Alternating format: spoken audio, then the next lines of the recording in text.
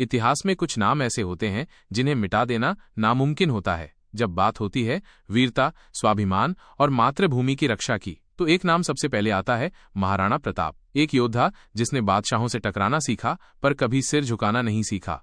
1540 में कुंभलगढ़ के दुर्ग में उनका जन्म हुआ। बचपन से ही प्रताप एक अलग स्वभाव के थे, तेजस्वी, आत्मगर्व से भरे और न्यायप्रिय। वे तलवार, घुड़सवारी और युद्ध कौशल में निपुण थे, लेकिन सबसे बड़ी बात, उन्हें अपने आत्मसम्मान से समझौता करना कभी मंजूर नहीं था। जब उनके पिता महाराणा उदय सिंह का देहांत हुआ तो गद्दी के लिए कई राजनीतिक संघर्ष हुए। अंततः प्रताप ही मेवाड़ के राणा बने। तब तक दिल्ली का ताज मुगल सम्राट अकबर के सिर पर था। उसने धीरे धीरे भारत के अधिकांश राजाओं को अपने अधीन कर लिया था, किसी को विवाह से, किसी को लोभ से, किसी को भय से। लेकिन एक ही राजा था जिसने न सिर झुकाया न कलम पकड़ी, महाराणा प्रताप। अकबर ने कई दूत भेजे, कभी राजा मानसिंह, कभी अन्य राजपूत सरदार, लेकिन हर बार राणा प्रताप का उत्तर एक ही होता, मेवाड़ की भूमि स्वतंत्र थी, स्वतंत्र है और स्वतंत्र ही रहेगी। मैं अकबर की अधीनता कभी स्वीकार नहीं करूंगा। अकबर क्रोधित हुआ। उसने अपनी विशाल सेना को युद्ध के लिए भेजा, राजा मानसिंह के नेतृत्व में। और फिर आया वो दिन, 18 जून 1576, जब हल्दी घाटी के संकरे दर्रे में दोनों सेनाएं आमने सामने थीं। एक ओर था स्वाभिमान से भरा एक राजा अपनी मातृभूमि को बचाने के लिए तैयार, दूसरी ओर थी एक संगठित, भारी भरकम मुगल सेना। महाराणा प्रताप के पास केवल 15,000 राजपूत सैनिक थे, जबकि अकबर की सेना 80,000 से अधिक थी। हाथी, तोपें, घुड़सवार, सब कुछ था उनके पास। लेकिन राणा के पास था हौसला, धर्म और बलिदान का जज्बा। उनके साथ था एक अनोखा साथी, उनका प्रिय घोड़ा चेतक, नीला, तेज और वफादार। जैसे ही युद्ध शुरू हुआ, मैदान रणभूमि बन गया। राजपूतों की तलवारें चमक रही थीं।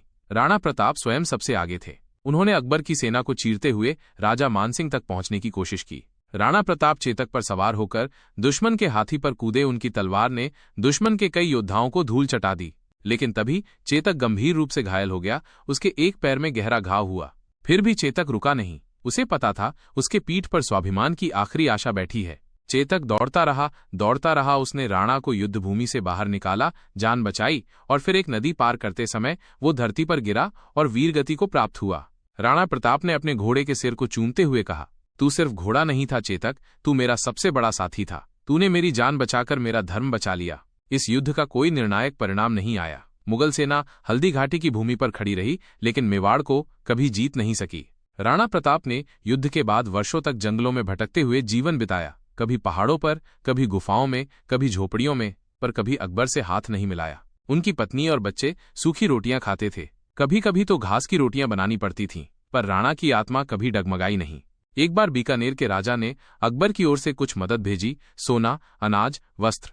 राणा प्रताप ने ये सब लौटा दिया और कहा, मैं अपने बच्चों को भूखा रख सकता हूं, लेकिन मुगलों की भीख पर नहीं जी सकता।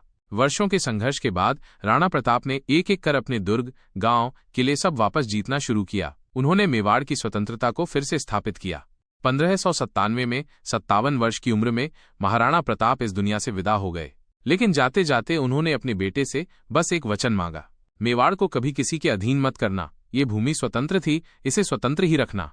आज भी राजस्थान की हवाओं में महाराणा प्रताप की गूंज है। हल्दी घाटी की मिट्टी आज भी लाल है उन शूरवीरों के खून से जिन्होंने अपने राजा के लिए अपने प्राण न्यौछावर कर दिए। और चेतक की समाधि आज भी चुपचाप खड़ी है, कह रही है, मैं उस स्वामी की सेवा में रहा जो स्वाभिमान के लिए जीता और मरा। वीडियो अच्छी लगी हो तो लाइक जरूर करना।